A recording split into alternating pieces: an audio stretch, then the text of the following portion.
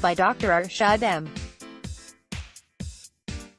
Khan *A short while ago on May 18, 10 students were killed and 13 wounded at Santa Fe High School just south of Houston, within its metropolitan area. The shooter was a student who, as can now be expected, had been bullied. While definitions of a mass shooting may vary, the Investigative Assistance for Violent Crimes Act of 2012 labels it as a killing of 3 or more persons excluding the perpetrator. Yet school violence per se is a problem in the U.S. when half the incidents worldwide occur here, and through February this year school shootings were averaging 1 a week. Data on mass shootings compiled by Grant Dewey, a criminologist at the Minnesota Department of Corrections in St. Paul, goes as far back as 1915, that is when a Georgia man killed his attorney, who he blamed for financial losses, and another 5 people, wounding 32 others in the rampage.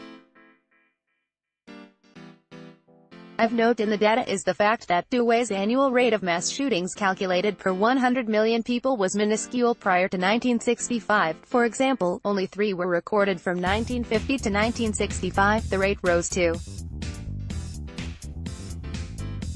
0.52 from 1970 to 1979, then skywards to about 1.44 per 100 million people annually from 2010. What has caused this rise? Well, everybody knows and nobody knows, meaning there is much anecdotal opinion but no serious research.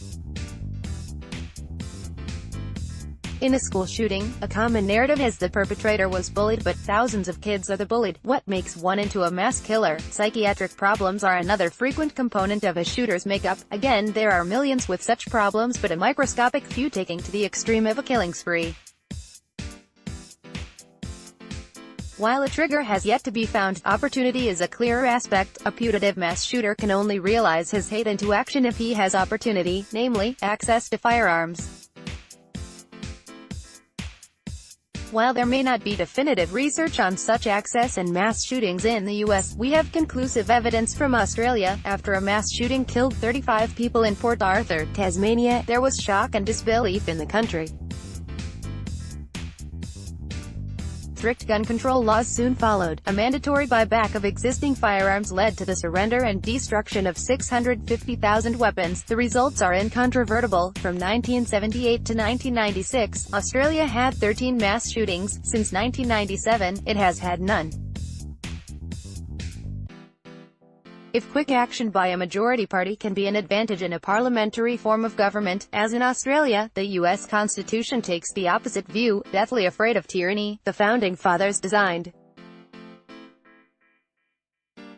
it to preclude hasty decisions. They also ensured the office of president is weak, and adding to his troubles, this office holder is sometimes faced with opposition majorities in the House and the Senate. Restriction on gun ownership can quickly hit the roadblock of the Second Amendment, buttressed as it is by the political muscle of the gun lobby. Ratified on December 15, 1791, this amendment states in no uncertain terms, a well-regulated militia, being necessary to the security of a free state, the right of the people to keep and bear arms, shall not be infringed. Some might argue a militia in the 21st century is outdated. The other side responds, it would constitute a powerful guerrilla force, should the Second Amendment be revisited. It's a tough question for politicians fighting elections. For the time being, Americans must live with the tragedy of over 36,000 gun-related deaths annually, including a visiting foreign student named Sabika Sheikh, who, along with the dreams of her modest Karachi, Pakistan, family, perished at the hands of the Santa Fe High School shooter. About the author, *Drive. Arshad M. Khan is a former professor based in the U.S. Educated at King's College London, OSU and the University of Chicago, he has a multidisciplinary background that has frequently informed his research. Thus he headed the analysis of an innovation survey of Norway, and his work on SMEs published in major journals has been widely cited. He has for several decades also written for the press. These articles and occasional comments have appeared in print media such as the Dallas Morning News, Dawn, Pakistan, the Fort Worth Star-Telegram, the Monitor, the Wall Street Journal and others. On the internet, he has written for antiwar.com, Asia Times, Common Dreams, Counterpunch, Countercurrents, Dissident Voice, Eurasia Review and Modern Diplomacy among many. His work has been quoted in the U.S. Congress and published in its congressional record. Source: this article was published by Modern Diplomacy.